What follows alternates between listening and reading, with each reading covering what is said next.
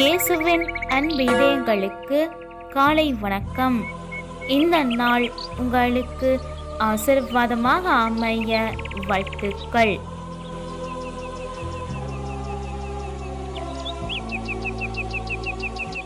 இப்புதிய நாளுக்கான ஆசீர்வாத இறைவசனம் திருப்பாடல்கள் அதிகாரம் 20 இறை வார்த்தை 1.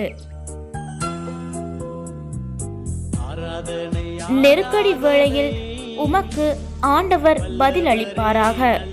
யாக்கோபின் கடவுளது பெயர் உம்மை பாதுகாப்பதாக. அற்புதமே அதிசயமே